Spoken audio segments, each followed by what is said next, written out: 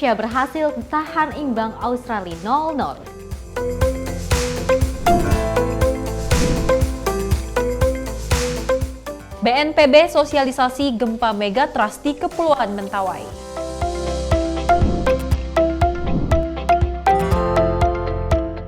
Jokowi jawab rencana berkantor di IKN 40 hari.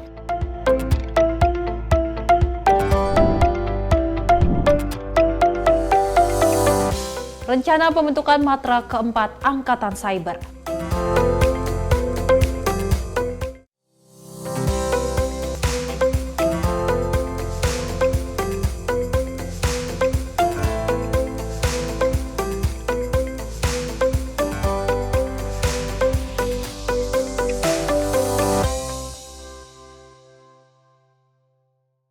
Halo, selamat pagi pemirsa Simpo TV. Selamat pagi Sally. Selamat pagi Festi. Selamat saja di pagi hari ini kita berdua bisa terus memberikan informasi yang terbaik untuk Anda terkait dengan perpolitikan Indonesia, juga perekonomian dan juga hiburan ya. Kalau misalnya kita melihat pada malam hari kemarin ya Sally ya, kita baru saja Timnas Indonesia maksud kami telah melawan Australia. Walaupun memang kalau kita lihat skornya adalah 0-0, namun ya, bisa dipastikan bahwa Indonesia adalah naik peringkat di FIFA. Luar biasa. Ini banyak yang greget sih kalau bisa kita melihat pada malam hari, banyak sekali yang sudah, apalagi kalau bisa kita melihat ya, Sinteyong ini sempat menyerukan kepada warga ataupun masyarakat Indonesia untuk meramaikan GBK. Tentunya juga banyak sekali masyarakat Indonesia yang mendukung Timnas Indonesia, dan mudah-mudahan kedepannya ini di pertandingan-pertandingan selanjutnya ini bisa membuktikan kepada semuanya dan juga bisa menghasilkan performa yang terbaik. Dan tentunya informasi menarik lainnya akan terus kami hadirkan. Ini dia Menyapa Pagi Simpo TV selengkapnya.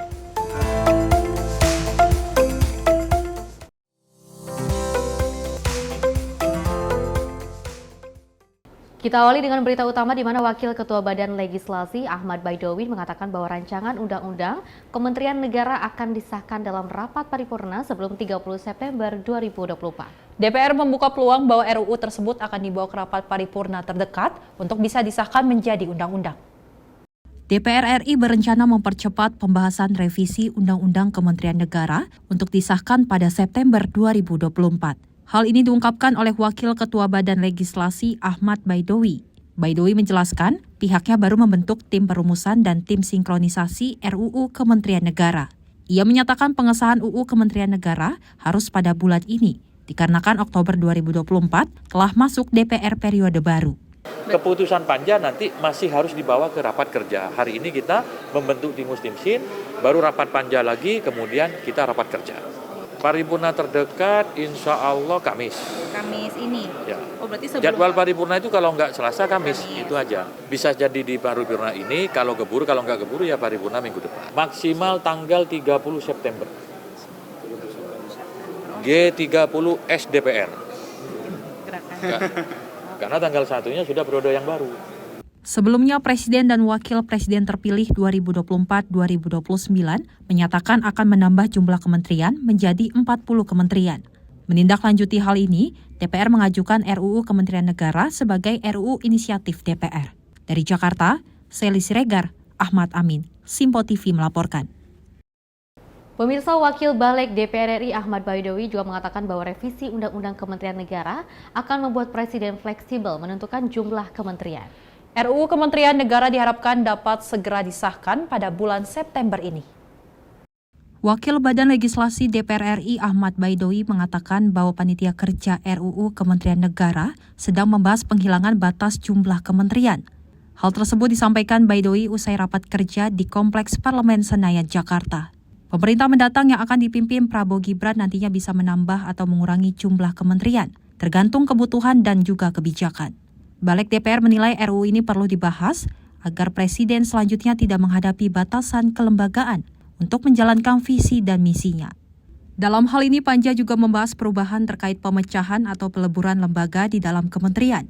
Presiden nantinya bisa mengatur kebutuhan lembaga dengan mengacu pada undang-undang yang nantinya akan disahkan dalam waktu dekat. Jadi fleksibilitas itu tadi diusulkan di pasal 6 dan juga pasal 10A dan turunannya. Namun demikian nanti kita lihat di rumusan di Timus dan Timsin terkait penempatan pasal. Tapi sementara kita usulkan ada penempatan. Kami tegaskan belum ada penambahan kementerian. Ya. yang ada menghilangkan batasan kementerian. Karena bisa nambah, bisa juga berkurang. Tergantung kebutuhan politik dan kebutuhan kebijakan oleh presiden yang akan datang. Dari Jakarta, Seli Siregar, Ahmad Amin, Simpo TV melaporkan. Badan Legislasi DPR dan juga perwakilan pemerintah menggelar panja dan juga membahas revisi Undang-Undang Nomor 19 Tahun 2006 tentang Dewan Pertimbangan Presiden. Rapat itu membahas daftar inventarisasi masalah RUU dari pemerintah. Rapat digelar di ruang rapat Balik DPR Gedung Nusantara 1 MPR DPR DPD RI Senayan, Jakarta pada Selasa 10 September 2024. Rapat dipimpin Wakil Ketua Balik DPR RI Ahmad Baidowi atau Awik. Rapat kemudian berlanjut pada pembahasan mengenai DIM perubahan substansi. Salah satunya membahas nomenklatur tetap Dewan Pertimbangan Presiden atau Watimpres. Alih-alih Dewan Pertimbangan Agung atau DPA sepertinya disetujui dalam RUU usul inisiatif DPR. Daftar inventarisasi masalah atau DIM RUU tentang Watimpres dari pemerintah berjumlah 52 DIM.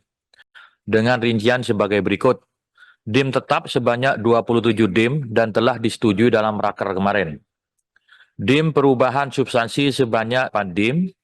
DIM penambahan substansi atau substansi baru sebanyak 3 DIM dan DIM yang dihapus sebanyak 14 DIM.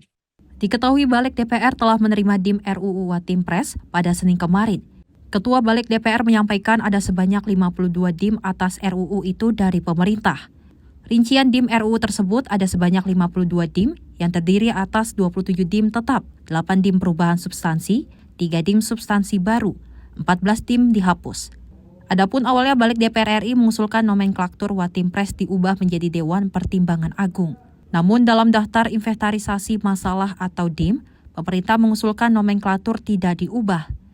Dari pembahasan fraksi-fraksi tersebut, akhirnya Balik dan DPR menyepakati nama nomenklatur RUU Watimpres diubah menjadi Dewan Pertimbangan Presiden Republik Indonesia.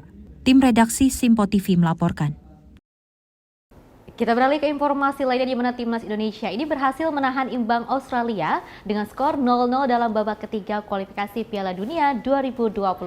Meski memiliki perbedaan ranking FIFA yang luar biasa jauh, anak asuhan Sinteyong mampu mengimbangi permainan timnas negara Kangguru.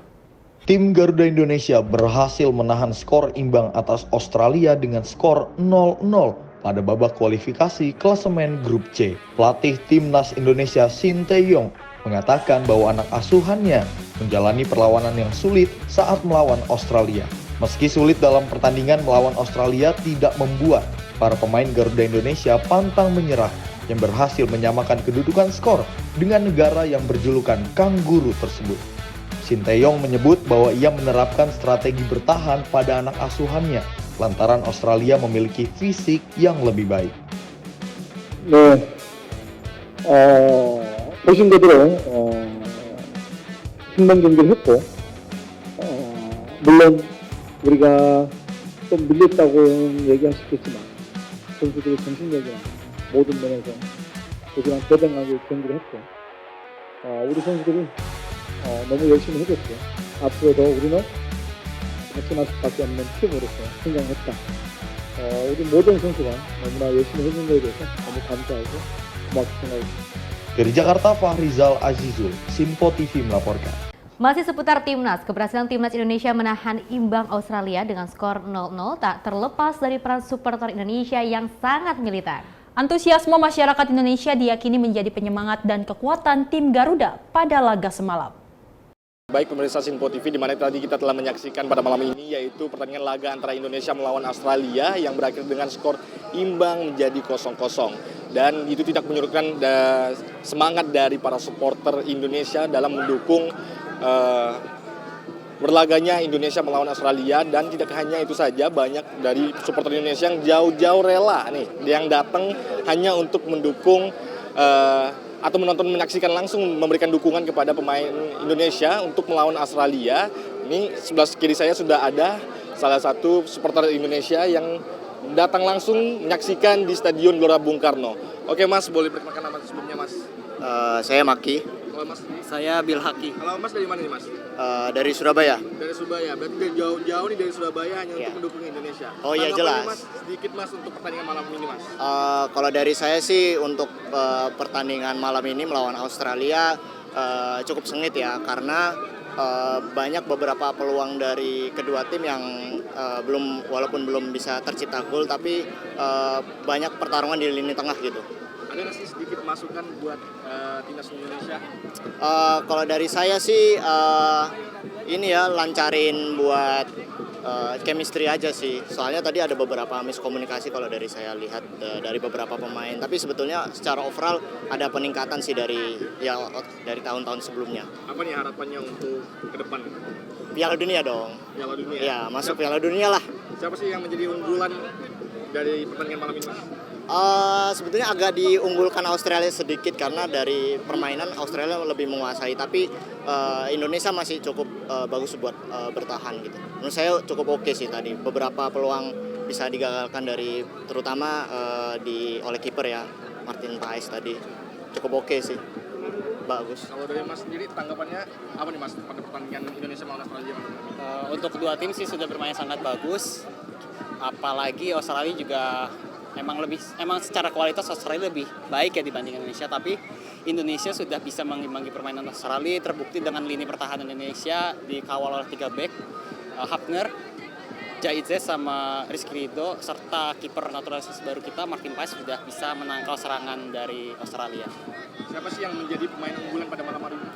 Menurut saya Martin Paes sih, soalnya dia beberapa kali menggagalkan shoot on targetnya Australia.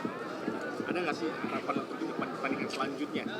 Harapannya yang jelas lolos Piala Dunia, tapi untuk secara pertandingan semoga permainan Indonesia bisa lebih baik, khususnya pada saat serangan balik, sama shoot on targetnya juga lebih naik, dan tendangan jarak jauh juga penting sih, sama finishing akhir. Itu aja. Terima kasih banyak Mas. Ya, makasih ya. Nah itu dia pemirsa, di mana ini para supporter dari jauh-jauh hanya untuk menyaksikan, memberikan dukungan pada timnas skuad merah putih untuk melawan Australia. Dan meskipun kita turut bangga, meskipun harus berakhir dengan skor imbang, kita turut bangga kepada pemain timnas Indonesia yang berhasil mengimbangi dengan peringkat yang lumayan cukup jauh dari Australia yang berada di peringkat 25, sedangkan Indonesia berada di peringkat 131. Dan kita tentunya berharap di pertandingan selanjutnya nantinya Indonesia berhasil untuk meraih tiket untuk menuju ke Piala Dunia 2026. Demikian informasi yang dapat kami sampaikan. Farizal Azizul, Simpo TV melaporkan. Wow, luar biasa sekali jawab pemirsa terkait dengan pertandingan timnas Indonesia yang baru saja melawan Australia pada malam hari kemarin ya. Yes. Banyak sekali penonton Indonesia yang juga gregetan, apalagi kalau misalnya kita melihat prestasi dari timnas Indonesia ini naik ya, dari peringkatnya dari 133 menjadi 130. Kalau kita lihat memang Faisal dan pemirsa, peringkat dari Australia sendiri adalah 25, namun Indonesia adalah 130. Ini membuktikan bahwa memang Indonesia mampu mengimbangi Australia, walaupun kalau kita lihat dari peringkat itu sangat jauh ya Festi ya. Yes. Dan skor yang kita lihat kemarin malam adalah 0-0. Ini mampu berarti timnas Indonesia mengimbangi ya. Betul. Dan kalau misalnya kita melihat juga kan ya, ini juga Australia dan juga Indonesia ini kan seri ya. Ini sama halnya pertandingan dengan Arab Saudi, mendapatkan skor 1-1. Ini tandanya Indonesia ini dalam segi pertandingan atlet-atletnya sangat luar biasa ya. Dan ini juga tentunya juga tidak terlepas dari dukungan masyarakat Indonesia yang terus memberikan dukungannya. Apalagi kalau misalnya kita melihat di seluruh GBK ini sangat penuh di ya. Lautan Merah semuanya ya. Ini sangat penuh dengan diantusias masyarakat Indonesia, apalagi Sinteyong ini sempat mengatakan bahwa ayo masyarakat Indonesia untuk terus menyerukan dukungannya kepada atlet-atlet Indonesia ataupun timnas Indonesia ya. Kita berharap ya Festi dan pemirsa agar timnas Indonesia dapat berjuang Bisa kembali terus di Piala maju, Dunia berjaya, 2026 agar itu bisa meraih perolehan yang bagus ya demi timnas Indonesia ke depannya. Dan mudah-mudahan ke depannya kita dari timnas Indonesia bisa terus maju sehingga juara dunia. Pemirsa, informasi menarik lainnya akan terus kami hadirkan usai jeda berikut ini.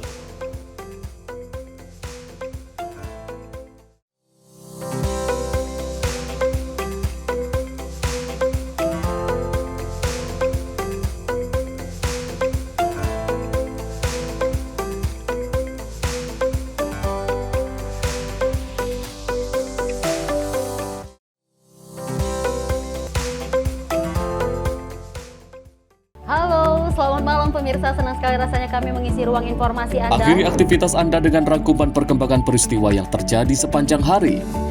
sebelumnya kita saksikan ada sekitar 3.000 tamu undangan, sementara di Ibu Kota Nusantara ini ada sekitar 2.000 tamu undangan. Rangkaian informasi nasional dan mancanegara dirangkum sebagai penutup hari dalam Menyapa Malam. Setiap Senin hingga Jumat pukul 8 malam, hanya di Sinpo TV.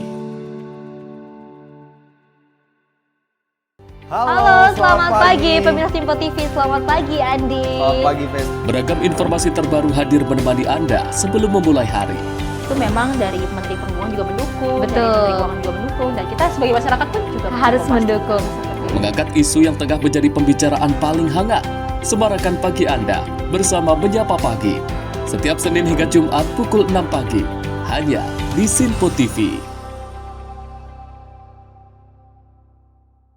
Halo pemirsa, kami kembali hadir dengan sejumlah informasi yang kami himpun dari berbagai penjuru dunia. Rangkaian informasi yang membuat akhir pekan Anda begitu bermakna. Sebuah kelompok di Afrika Selatan memberikan layanan pertunjukan film dengan tenaga surya. Berita yang menjadi sorotan media dari dalam dan luar negeri, kami hadirkan untuk menemani pekan Anda dalam Sinpo Dunia Sepekan, Sabtu dan Minggu pukul 9 pagi, hanya di Sinpo TV. Kami hadir dengan rangkaian informasi dari berbagai penjuru dunia. Topik dan isu yang tengah menjadi sorotan mancanegara dikemas dengan lengkap untuk Anda.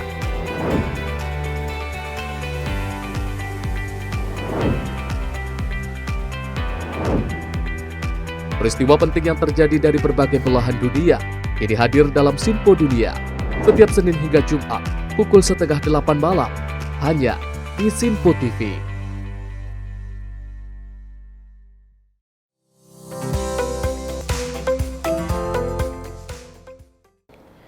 Terima kasih pemirsa, masih dalam Menyapa Pagi Sinpo TV, dan kita beralih ke berita selanjutnya, di mana Wakil Presiden Republik Indonesia Ma'ruf Amin meresmikan Pasar Baru Tanjung Pinang atau Pasar Encik Puan Perak di Kepulauan Riau. Dan setelah melakukan peresmian, Ma'ruf Amin juga meninjau langsung kondisi pasar tersebut. Ma'ruf masuk ke area pasar menyambangi kios-kios pedagang. Ma'ruf bertanya langsung kepada pedagang tentang kondisi pasar rakyat itu setelah direvitalisasi. Ma'ruf kemudian menyambangi pedagang lain di pasar itu. Dia menanyakan hal senada sambil menyelami para pedagang. Kepada para pedagang, Ma'ruf Amin berpesan agar tak meninggalkan sampah sisa dagangannya dan peduli akan kebersihan pasar. Tujuannya agar pembeli juga nyaman dan kegiatan jual beli berjalan lancar. Menutup tinjauannya, Ma'ruf Amin diminta para pedagang untuk berdoa bersama. Setelah itu dia masih menyapa dan meladeni pedagang yang hendak bersalaman. Ma'ruf Amin kemudian berbicara tentang potensi Tanjung Pinang di sektor industri hasil laut dan pariwisata bahari. Ia berharap kehadiran Pasar Baru Tanjung Pinang ini sangat strategis sebagai pusat jual beli dan distribusi hasil laut segar, produk kerajinan lokal, dan produk pangan berkualitas. Tim redaksi Sinpo TV melaporkan. Pemirsa, Presiden Joko Widodo menyampaikan salam perpisahan kepada warga Deli Serdang jelang masa akhir jabatannya. Hal itu disampaikan Presiden Jokowi saat kunjungannya di Kabupaten Deli Serdang, Sumatera Utara pada 10 September 2024. Presiden Joko Widodo kembali menyempatkan diri untuk berpamitan kepada masyarakat saat meninjau pasar tradisional Deli Mas Lubuk Pakam Deli Serdang, Sumatera Utara pada Selasa 10 September 2024.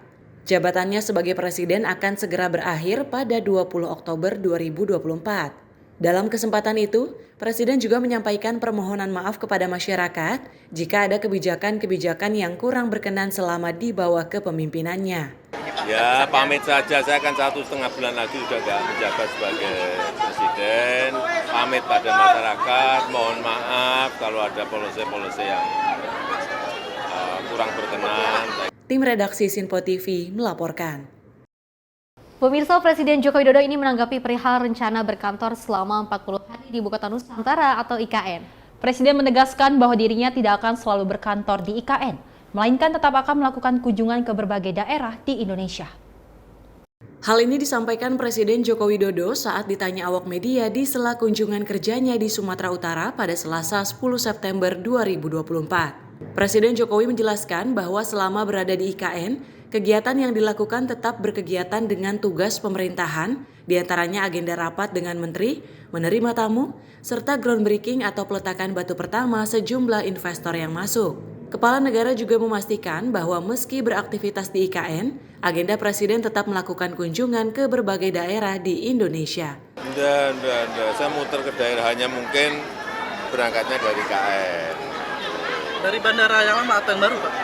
Ya, kita melihat kondisinya. Kalau bandara baru siap untuk bisa terbang ya dari bandara baru. Kalau enggak ya dari Balikpapan. Tim redaksi Sinpo TV melaporkan.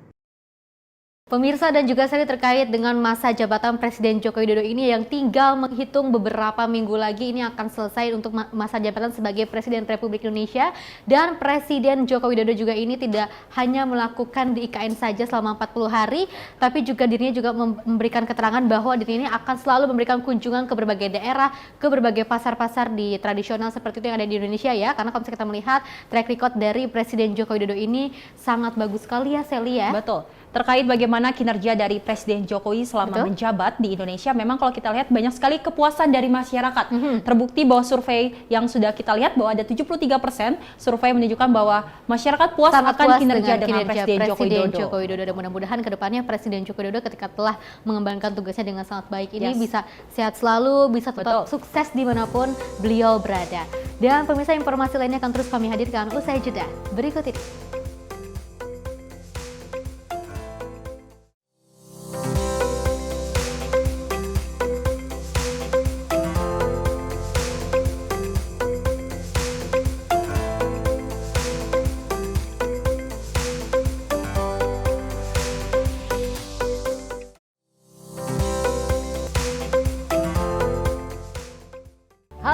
Selamat malam pemirsa, senang sekali rasanya kami mengisi ruang informasi Anda. Akhiri aktivitas Anda dengan rangkuman perkembangan peristiwa yang terjadi sepanjang hari. Sebelumnya kita saksikan ada sekitar 3.000 tamu undangan, sementara di Ibu Kota Nusantara ini ada sekitar 2.000 tamu undangan. Rangkaian informasi nasional dan mancanegara dirangkum sebagai penutup hari dalam Menyapa Malam. Setiap Senin hingga Jumat pukul 8 malam, hanya di Sinpo TV. Halo, selamat pagi pemirsa Sinpo TV, selamat pagi Andi. Selamat pagi, Fen. Beragam informasi terbaru hadir menemani Anda sebelum memulai hari. Itu memang dari Menteri Perhubungan juga mendukung, Betul. dari Menteri Keuangan juga mendukung, dan kita sebagai masyarakat pun juga harus mendukung. Mengangkat isu yang tengah menjadi pembicaraan paling hangat, semarakan pagi Anda bersama Menyapa Pagi. Setiap Senin hingga Jumat pukul 6 pagi, hanya di Sinpo TV.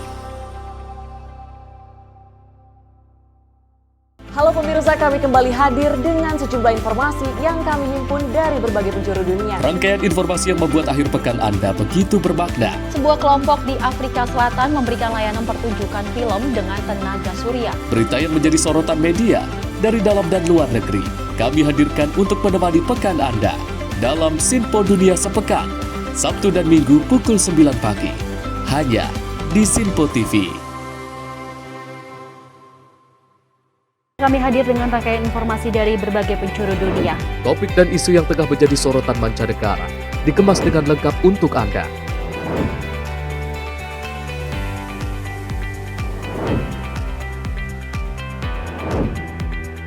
Peristiwa penting yang terjadi dari berbagai belahan dunia kini hadir dalam Sinpo Dunia setiap Senin hingga Jumat pukul 7:30 malam, hanya di Sinpo TV.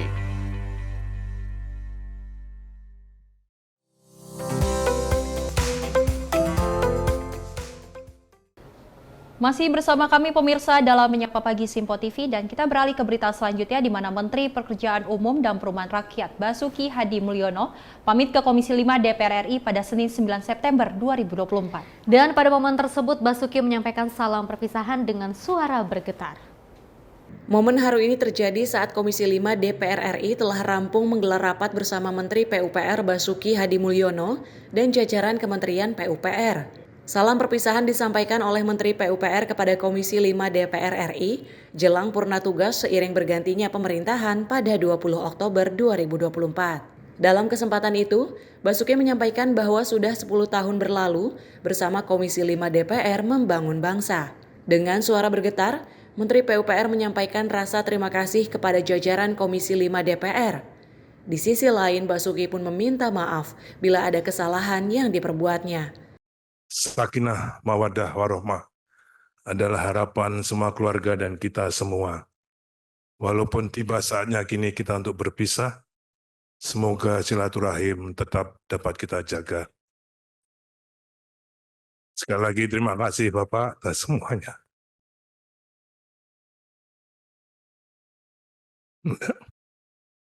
Tidak mudah membina hubungan keluarga-keluargaan seperti Komisi 5 ini, Bapak. Apapun yang Bapak sampaikan, kami rasakan bahwa itu memang tujuannya baik untuk membangun kita semua. Terima kasih, Bapak. Terima kasih. Maaf. Assalamualaikum warahmatullahi wabarakatuh. Dari Jakarta, tim redaksi Sinpo TV melaporkan. Pemirsa, Menteri Perhubungan Budi Karya Sumadi mengajak para anggota Komisi 5 DPR RI untuk sama-sama mengumandangkan lagu Kemesraan di ruang rapat Komisi 5 DPR Senayan, Jakarta. Momen itu terjadi usai gelaran raker antara Komisi 5 DPR RI dengan Menteri Perhubungan, Menteri PUPR dan juga Menteri Pembangunan Daerah Tertinggal dan juga Transmigrasi. Budi Karya Sumadi menjelaskan, raker kali ini begitu spesial karena sekaligus menjadi rapat kerja terakhir Komisi 5 DPR RI bersama pemerintah Presiden Joko Widodo. Dalam rapat ini, Komisi 5 DPR RI menyepakati pagu anggaran Kementerian Perhubungan TA 2025 sebesar 24,76 triliun. Diketahui dalam rapat kerja terakhir dengan Komisi 5 DPR tersebut telah disepakati pagu anggaran Kementerian Perhubungan tahun 2025 yakni sebesar 24,76 triliun. Rincian distribusi pagu anggaran pada unit kerja Eselon 1 Kemenhub yakni Sekretariat Jenderal sebesar 681,31 miliar, Inspektorat Jenderal 116,18 miliar, Ditjen Perhubungan Darat 4,25 triliun, dan Ditjen Perhubungan Laut sebesar 10,37 triliun rupiah. Menhub menyampaikan masih terdapat selisih antara kebutuhan anggaran dengan pagu anggaran 2025, di mana kebutuhan anggaran Kemenhub tahun 2025 yakni sebesar 80,63 triliun rupiah, sehingga masih ada gap sebesar 55,87 triliun. Karenanya, Menhub pun telah menyiapkan permohonan tambahan anggaran kepada Menteri Keuangan dan Menteri PPN. Tim redaksi Sinpo TV melaporkan. Ya, pemirsa, rapat terakhir yang dilakukan oleh Menhub dan juga Menteri PUPR bersama dengan Komisi 5 DPR RI ini sungguh banyak sekali keharuan di sana ya, sangat luar biasa. Apalagi ini adalah momen hari terakhir ataupun mengemban tugasnya Menhub dan juga Menteri PUPR Basuki Hadi Mulyono, di mana kalau kita melihat sosok dari Basuki Hadi Mulyono ini sosok yang sangat digemari masyarakat Indonesia. Yes, betul. Tentunya bukan hanya saja Menteri PUPR saja yang merasakan kesedihannya ketika dirinya ini terakhir menjadi seorang Menteri PUPR seperti itu ya, tapi masyarakat Indonesia pun turut merasakan kesedihannya ya. Kalau kita lihat memang sidang pemirsa kinerja dari para Menteri PUPR dan juga Menhub ini terbukti sangat puas ya masyarakat, apalagi kalau kita lihat pembangunan IKN ini infrastrukturnya cukup baik, bahkan di berbagai daerah infrastrukturnya cukup baik di Indonesia. Kita berharap bahwasanya Menteri PUPR dan Menhub bisa lagi mengabdi juga pada Indonesia lebih baik lagi pasti. Ya, tentunya juga kalau misalkan kita melihat, kita juga sangat kehilangan sosok dari menteri yang sangat humoris yaitu Basuki Hadi Mulyono. Mudah-mudahan kedepannya ini bisa menjadikan salah satu contoh dan juga motivasi untuk kita semua. Kita beralih ke informasi lainnya, di mana anggota Pansus Haji DPR RI Saleh Daulay ini sangat kecewa dengan Kementerian Agama karena kurang dalam menciptakan rasa keadilan bagi para calon jamaah haji. Kekecewaan itu karena Kemenak tidak menentukan batas atas biaya yang harus dibayarkan calon jemaah haji khusus, sehingga travel haji bisa mematok biaya tinggi bagi calon jemaah haji khusus. Dalam rapat Pansus Haji bersama Direktur Bina Umroh dan Haji khusus Kementerian Agama Jaja Jailani pada Senin malam, Saleh mengungkapkan ada yang membayar sampai 1,1 miliar untuk naik haji lewat jalur kuota haji khusus. Sebelumnya Kemenak menjelaskan telah menetapkan setoran awal pelunasan bagi calon jemaah haji khusus sebesar $4.000 Amerika Serikat. Saleh juga menyampaikan Jaja Jailani terlalu banyak menjanjikan terkait travel janggal yang diutamakan. Izin, Ketua. Ya, silakan Pak Soleh. Iya, silakan sebetulnya Pak Soleh. pertanyaan saya tadi ada satu. Ini Pak Jaja udah banyak menjanjikan loh, janjikan kasih ini kan. Cuman pertanyaan saya tadi, ini mengapa yang 10 besar ini bisa lebih banyak dapat? Karena kalau datanya kan ada di sini ini semua. Ada yang dapat 2, ada yang dapat 61. 22, 4, 7, 6. Tapi ini Armina Reka 1.464, Serat 1.018 dan seterusnya sampai ke bawah. Ini kan belum dijawab sama Pak Jaja. Mengapa travel ini lebih utama? Siap Ketua. Nanti takutnya biar Pak Nusron tahu, dia habis ini bikin juga. Anda tahu bisa lebih banyak dapat kuota kan? jelas. Diketahui Kemenak menetapkan biaya bagi calon haji khusus sebesar $8.000 Amerika Serikat. Sementara itu, besaran yang akhirnya dibayar calon jemaah haji khusus dengan PIHK adalah kesepakatan di antara mereka.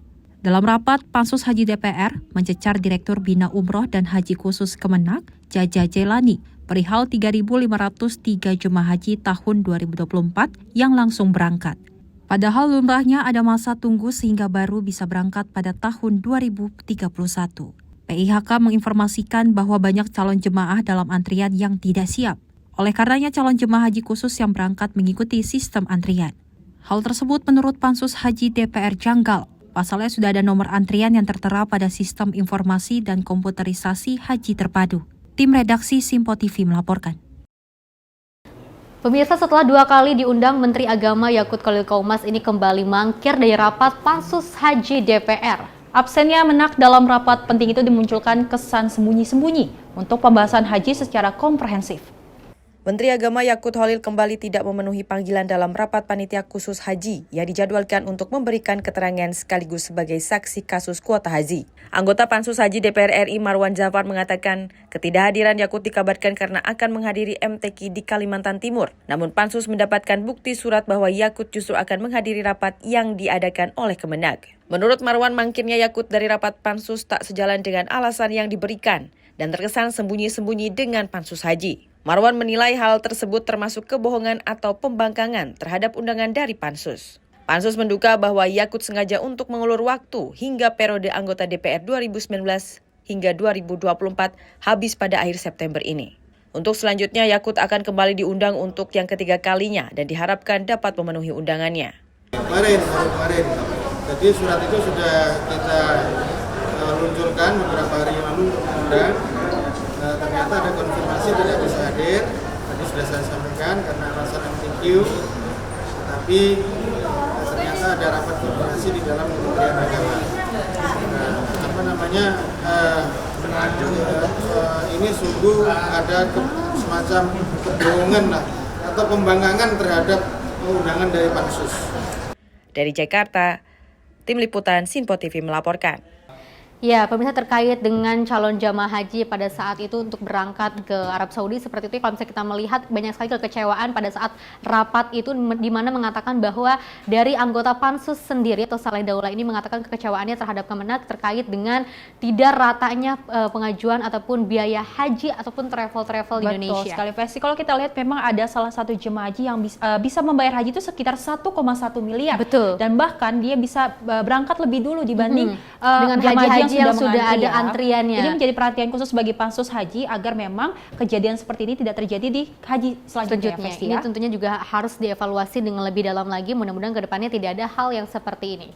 Kita beralih ke informasi lainnya, di mana pemerintah Desa Cilebut, Kecamatan Sukaraja, Kabupaten Bogor mendadak viral di media sosial setelah kepala desa memperkerjakan seorang penyandang disabilitas yang menarik perhatian masyarakat. Sahlan, penyandang disabilitas berusia 23 tahun dari Kampung Jambudipa, Desa Cilebut, memiliki keterbatasan fisik. Meski demikian, semangatnya sangat menginspirasi. Kantor pemerintah Desa Cilebut Timur, Kecamatan Sukaraja, Kabupaten Bogor, mendadak viral di media sosial setelah kepala desa memberdayakan seorang penyandang disabilitas di kantor desa hingga menjadi perhatian masyarakat.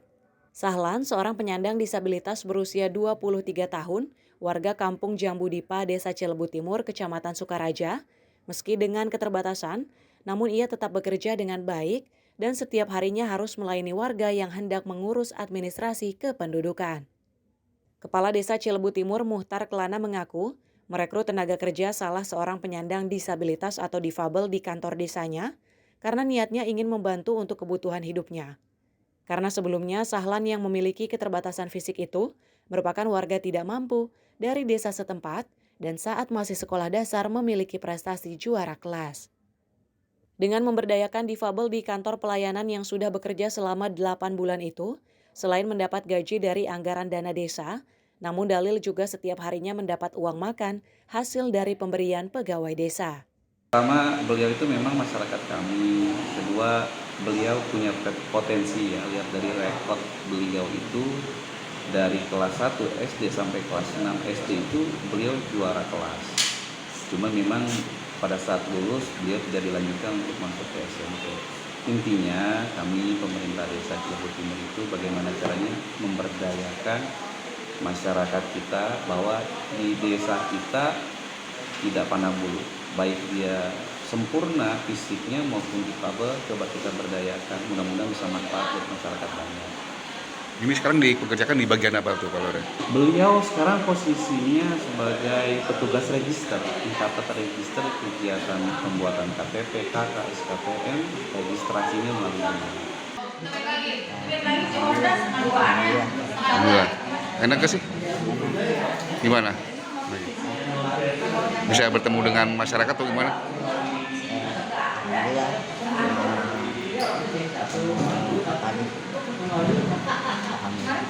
Sahlan saat ini dipekerjakan sebagai petugas pencatat register untuk pembuatan kartu tanda penduduk atau kartu keluarga. Diharapkan dapat membantu perangkat desa dalam meringankan pekerjaan untuk melayani masyarakat. Dari Kabupaten Bogor, Sultoni melaporkan. Kita beralih ke informasi lainnya di mana Badan Nasional Penanggulangan Bencana Pusat melakukan sosialisasi kepada pemerintah daerah Kepulauan Mentawai terkait potensi gempa megatrust. Kunjungan ini dilakukan untuk menghadapi potensi gempa megatrust yang dapat memicu tsunami. Badan Nasional Penanggulangan Bencana Pusat melakukan sosialisasi kepada pemerintah daerah Kepulauan Mentawai untuk menghadapi bahaya dan ancaman gempa yang berpotensi tsunami atau gempa megatrust. Kegiatan sosialisasi ini diikuti langsung Bupati Mentawai dan seluruh jajaran terkait hingga ke kepala desa dan tokoh masyarakat Kepulauan Mentawai. Kegiatan ini berlangsung di Aula Kantor Bupati Kepulauan Mentawai. Sosialisasi ini sebagai upaya menyiapkan masyarakat dan pemerintah daerah sebelum gempa itu terjadi dengan kekuatan yang tinggi yang mengakibatkan tsunami tersebut. Pemerintah daerah juga diajak bersama-sama menyiapkan infrastruktur, sistem, jalur evakuasi, serta tempat shelter evakuasi bagi warga yang terdampak. Menurut Direktur Dukungan Sumber Daya Darurat BNPB Agus Rianto, saat ini masyarakat Mentawai butuh pendampingan, motivasi, serta menyiapkan kembali secara terus-menerus terkait penanggulangan ancaman gempa megatrust. Saya kira juga masyarakat Mentawai ini sadar betul bahwa tinggal di daerah yang rawan bencana. Nah, ini tinggal pendampingan untuk aktivasi, untuk mengingatkan kembali secara terus-menerus, tidak bosan-bosannya. Beberapa peringatan itu tentu bisa melalui sekolah, melalui media, melalui beberapa komunitas yang lainnya. Tim Redaksi Sinpo TV melaporkan. Peristiwa gempa bumi megatrust ini masih terus dijadikan hal-hal yang diperbincangkan di media sosial, bukan hanya di media sosial tapi juga di kalangan masyarakat Indonesia. Tentunya juga kita sebagai masyarakat Indonesia harus terus waspada dan juga berhati-hati terkait dengan adanya musibah seperti itu, karena kita tidak akan tahu bagaimana dan juga kapan saja peristiwa itu bisa terjadi. Kalau kita lihat memang Vesti dan pemirsa, gempa megatrust ini terjadi sekitar 8,9 magnitudo dan memang akibat ini akan fatal karena katanya ini akan melebihi dari tsunami Aceh di tahun 2004. Dan kita berharap bahwasanya memang BMKG, BNPB juga melakukan sosialisasi kepada masyarakat atas antisipasi terjadinya megatrust. Dan mudah-mudahan kedepannya ini tidak hanya dilakukan di Mentawai saja, tapi bisa di seluruh Indonesia ini BNPB dan juga jajaran ini bisa terus melakukan sosialisasi terhadap ataupun terkait dengan antisipasi adanya megatrust. Pemirsa, informasi lainnya akan terus kami hadirkan usai jeda berikut ini.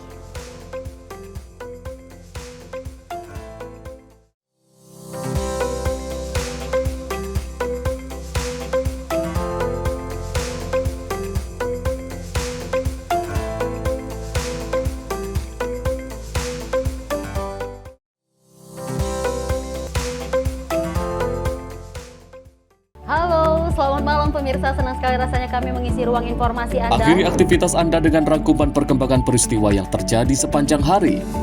Sebelumnya kita saksikan ada sekitar 3.000 tamu undangan, sementara di Ibu Kota Nusantara ini ada sekitar 2.000 tamu undangan. Rangkaian informasi nasional dan mancanegara dirangkum sebagai penutup hari dalam Menyapa Malam. Setiap Senin hingga Jumat pukul 8 malam, hanya di Sinpo TV. Halo, selamat pagi pemirsa Sinpo TV, selamat pagi Andi. Selamat pagi, Fen. Beragam informasi terbaru hadir menemani Anda sebelum memulai hari. Itu memang dari Menteri Perhubungan juga mendukung, Betul. dari Menteri Keuangan juga mendukung, dan kita sebagai masyarakat pun juga harus mendukung. Mengangkat isu yang tengah menjadi pembicaraan paling hangat, semarakan pagi Anda bersama Menyapa Pagi. Setiap Senin hingga Jumat pukul 6 pagi, hanya di Sinpo TV. Pemirsa, kami kembali hadir dengan sejumlah informasi yang kami himpun dari berbagai penjuru dunia. Rangkaian informasi yang membuat akhir pekan Anda begitu bermakna. Sebuah kelompok di Afrika Selatan memberikan layanan pertunjukan film dengan tenaga surya. Berita yang menjadi sorotan media dari dalam dan luar negeri, kami hadirkan untuk menemani pekan Anda dalam Sinpo Dunia Sepekan, Sabtu dan Minggu pukul 9 pagi, hanya di Sinpo TV. Kami hadir dengan rangkaian informasi dari berbagai penjuru dunia. Topik dan isu yang tengah menjadi sorotan mancanegara dikemas dengan lengkap untuk Anda.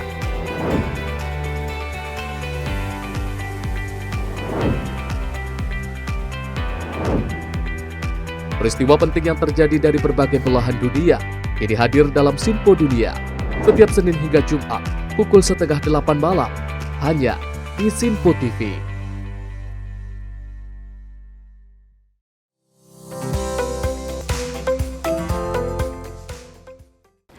Terima kasih pemirsa masih dalam Menyapa Pagi Sinpo TV dan selamat pagi bagi pemirsa yang baru saja bergabung. Kita beralih ke berita selanjutnya di mana Komisi 2 DPR RI mengingatkan Bawaslu untuk mengawal pelaksanaan pilkada serentak dengan baik. Dan juga Bawaslu diminta untuk lebih proaktif dalam melakukan pengawasan demi menjaga demokrasi Indonesia. Hal ini disampaikan oleh Reska Oktobria, anggota Komisi 2 DPR RI, dalam rapat dengar pendapat dengan KPU RI, Bawaslu RI, dan Kepala BPIP RI yang digelar di Senayan, Jakarta pada Selasa 10 September 2024. Reska mengingatkan pihak Bawaslu untuk selalu mengawasi proses pilkada serentak yang sudah berjalan. Menurutnya ada kegiatan KPU yang lolos dari pantauan Bawaslu, padahal proses pilkada sudah berjalan. Reska memberikan teguran keras agar setiap kegiatan yang dilakukan KPU perlu ada pengawasan dari Bawaslu dan jangan sampai proses yang sudah berjalan tetapi tidak ada pengawasan. Sebelum saya ke KPU, saya mau mengingatkan Bawaslu. Pak Rahmat Baja dan jajaran, Bapak akhir-akhir ini melakukan kegiatan dengan mengundang para satker atau KPU Provinsi, Kabupaten, Kota ke suatu tempat di Pulau Jawa. Dan pada saat yang juga sudah mulai tahapan pilkada. Saya cuma mau mengingatkan Pak, jangan sampai tahapan berjalan tetapi Bawaslu tidak ada dalam awasnya. Nah, jadi saya ingatkan kembali Bawaslu selalu awasi semua tahapan pilkada serentak 2024. Ini bukan pilkada yang murah, Pak. Bukan juga yang mudah, tapi ini sangat luar biasa dan sejarah pilkada serentak se-Indonesia. Dari Jakarta, tim redaksi Sinpo TV melaporkan. Sekjen Partai Gerindra Ahmad Muzani ini mengaku tak tahu mengenai penunjukan dan juga pembatalan Bendahara Umum Partai Nasdem Ahmad Sahroni menjadi Ketua Tim Pemenangan Ridwan Kamil Suswono di Pilkada Jakarta 2024. Hal itu disampaikan Muzani saat merespon pertanyaan wartawan di Kompleks Parlemen Senayan, Jakarta pada Senin 9 September 2024. Ahmad Muzani mengatakan dirinya tak mengikuti perkembangan terkait pembatalan Ahmad Sahroni yang sempat ditunjuk menjadi Ketua Tim Pemenangan Ridwan Kamil Suswono di Pilkada Jakarta. Muzani mengungkapkan beberapa partai yang tergabung dalam Kim Plus memang kerap menginginkan peran-peran strategis sehingga timbul masalah seperti batalnya Sahroni menjadi Ketua Tim Ses. Sebelumnya Bendahara Umum Partai Nasdem Ahmad Sahroni menyatakan dirinya batal menjadi Ketua Tim Sukses Ridwan Kamil Suswono di Pilkada Jakarta 2024. Sahroni mengatakan pembatalan tersebut sudah didiskusikan dengan seluruh partai yang tergabung di Kim Plus. Saya tidak mengikuti perkembangan itu. Penunjukan Pak Sahroni juga saya belum tahu. Kemudian kalau betul ada pembatalan juga saya belum. Tapi ini menunjukkan apakah Kim Plus komunikasinya karena terlalu gemuk, jadi koordinasinya awas Pak Bamsud itu. Apa komunikasinya jadi cukup sulit begitu Pak? Komunikasinya karena gemuk itu koalisi gemuk jadinya koordinasinya sulit begitu Pak? Ya memang kalau komunikasinya baik-baik saja. Mungkin kalau komunikasi karena terlalu gemuk, yang problem biasanya pembagian tugas. Ada perasaan ingin berperan, semuanya ingin berperan dan siapa di antara yang ingin berperan itu harus kita tonjolkan, itu juga kadang-kadang jadi masalah. Menurut Bapak, ketua tim pemenangan itu harus dari eksternal apa tetap dari internal koalisi? Terserah pasangan calon gubernur dan wakil gubernur. Dari Jakarta, Sri Dewi Andayani, Dava Rizkiano, Sinpo TV melaporkan. Kita beralih ke informasi lainnya di mana rencana pertemuan antara Ketua Umum Partai Gerindra dan juga Prabowo Subianto dengan Ketua Umum PDIP Megawati Soekarno Putri kembali menjadi topik perbincangan publik. Pertemuan tersebut digadang-gadang akan membahas tawaran koalisi dan juga banyak spekulasi lain, terutama menjelang penyusunan kabinet pemerintahan baru. Rencana pertemuan antara Presiden terpilih Prabowo Subianto dengan Megawati dibenarkan oleh Ketua DPP Partai PDIP Puan Maharani. Pertemuan tersebut dikabarkan akan dijadwalkan sebelum pelantikan Prabowo sebagai Presiden pada 20 Oktober mendatang dan akan membahas banyak hal. Puan menyebut bahwa pertemuan tersebut adalah silaturahmi penting, yang dalam pembahasannya juga akan ada terkait penawaran koalisi. Namun Puan meminta publik untuk menunggu lebih lanjut hasilnya. Adapun terkait kemungkinan pembahasan kabinet ke depan, menurut Puan, kemungkinan tersebut terlalu jauh untuk dibahas. Puan menegaskan bahwa sampai saat ini pihaknya terus berkomunikasi dan juga menjaga silaturahmi dengan Prabowo. Insya Allah. Ya. Ada pembahasan soal masih terlalu jauh dan komunikasi udah kita lakukan, kan saya juga sering ketemu Mas Prabowo di acara-acara Pak Prabowo. Jadi ya selalu berkomunikasi, selalu bersilaturahmi. Sebelumnya, Sekjen Partai Gerindra Ahmad Muzani mengungkapkan hasil pembicaraannya dengan Ketua Umum PDI Perjuangan, Megawati Soekarno Putri, saat pertemuan pimpinan MPR di Komplek Parlemen Senayan, Jakarta pada Senin lalu. Muzani menyampaikan dalam momen tersebut Megawati turut menitipkan salam hormat kepada Presiden terpilih Prabowo Subianto. Salam tersebut dinilai sebagai bentuk kehormatan, doa kebahagiaan, dan segala hal baik yang sudah menjadi tradisi dalam bersilaturahmi. Bu Mega tadi Siapa sih?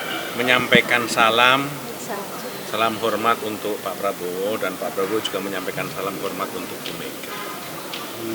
Itu sinyal baik ya Pak? Ya, sebagai sesama pemimpin bangsa, saya kira saling memberi salam dan saling menyampaikan salam adalah tradisi yang baik. Salam itu adalah bentuk penghormatan, salam itu adalah doa kebahagiaan kepada orang yang dituju. Saling mendoakan dan saling berpengharapan terhadap atau di antara para sesama pemimpin bangsa adalah sesuatu yang baik yang harus menjadi tradisi dalam bersilaturahmi.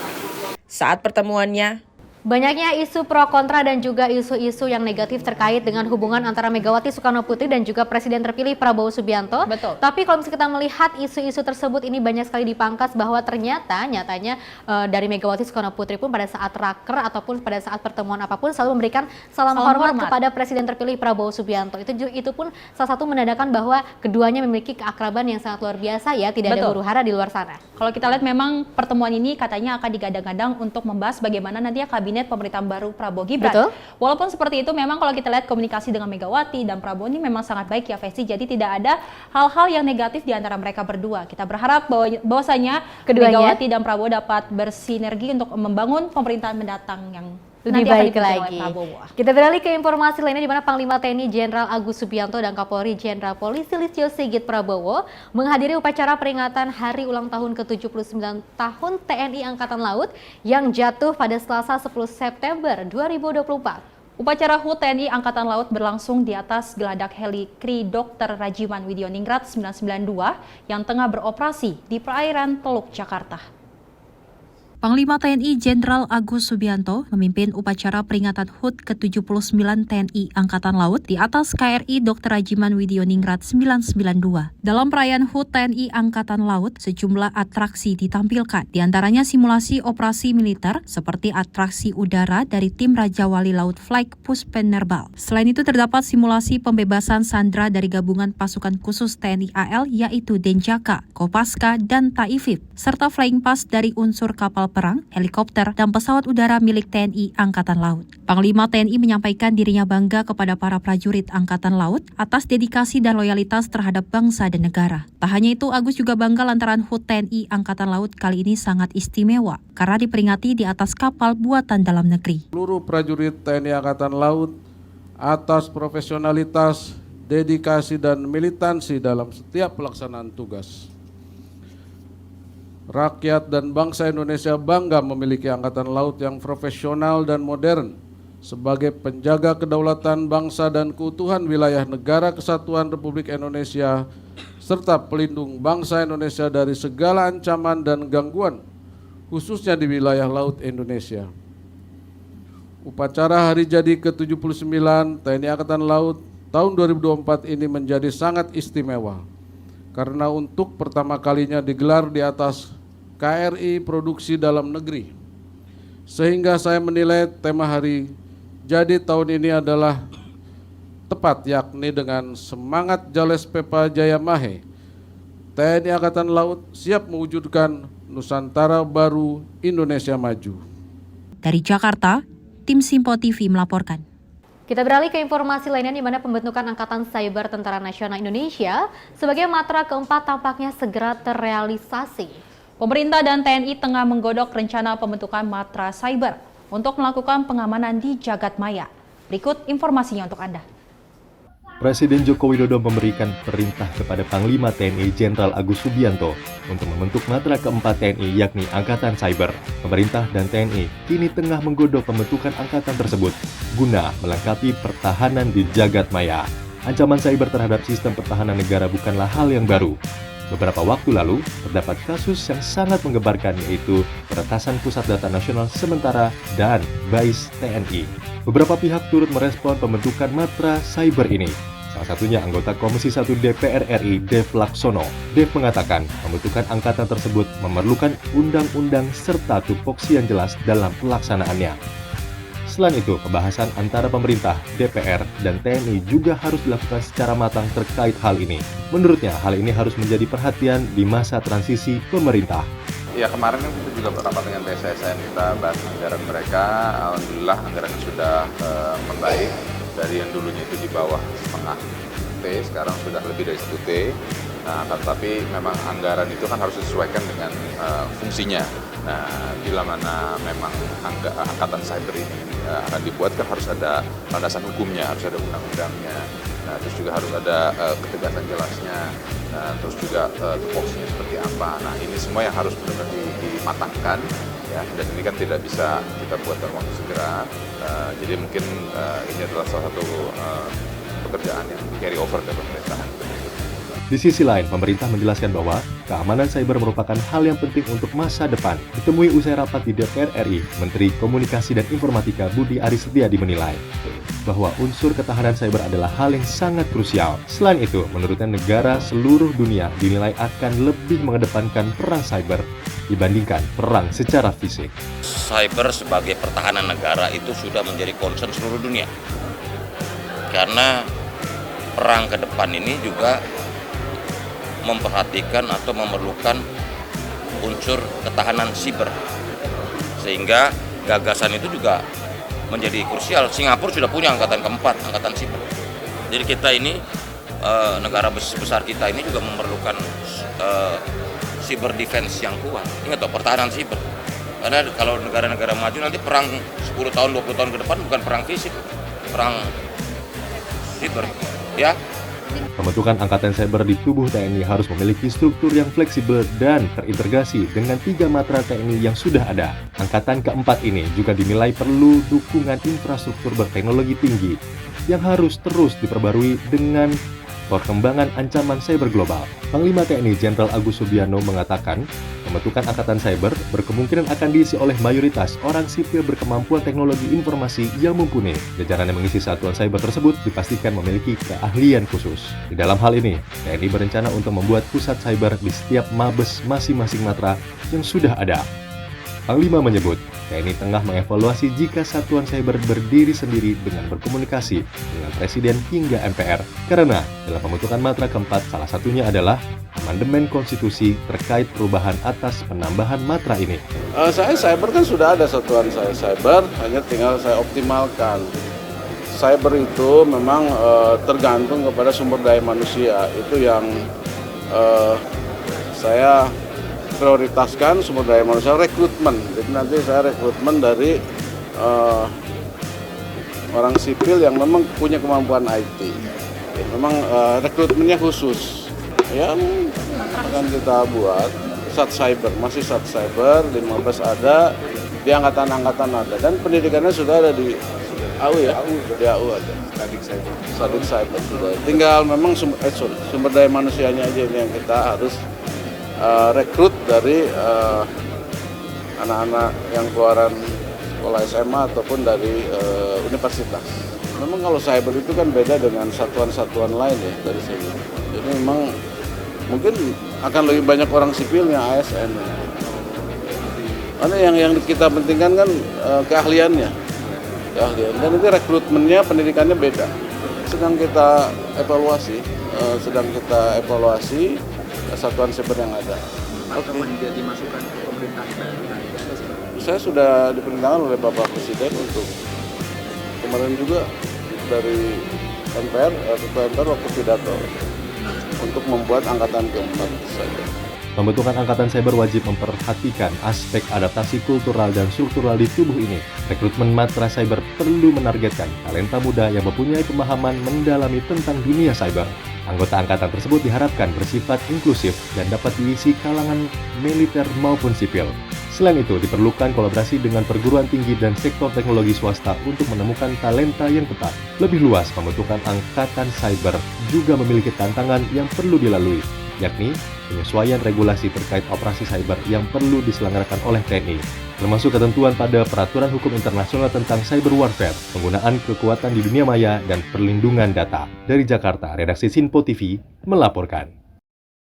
Wow, ini sangat luar biasa ya, saya juga pemirsa terkait dengan adanya penambahan matra yang sangat positif. Apalagi kalau misalnya kita melihat banyak sekali peperangan di media sosial, terutama banyak sekali data-data yang di berbagai PT ataupun kantor Lembaga seperti ya? itu, lembaga ini banyak sekali yang hilang. Ini salah satu langkah yang sangat bagus yang dilakukan oleh TNI AD terkait dengan adanya matra cyber ya, untuk memberantas adanya berita-berita hoax, juga data-data yang hilang dan juga data-data yang dicuri oleh orang-orang yang tidak bertanggung jawab. Kalau memang ada rencana penambahan matra keempat ini dari TNI, memang banyak sekali anggota DPR yang menyetujui akan penambahan dari matra tersebut. Memang kalau kita lihat kejadian sebelumnya banyak sekali lembaga-lembaga yang diretas oleh para oknum yang tidak bertanggung jawab, dan Angkatan Cyber ini akan melindungi bagaimana data Indonesia ini aman ya. Jadi masyarakat akan percaya dengan pemerintah dengan adanya Angkatan Cyber yang akan terrealisasi katanya. Oke, pemirsa, informasi tadi sekaligus mengakhiri jumpa kita. Saya Festi Rahmadi dan saya Sally Sregar. Terima kasih dan sampai jumpa.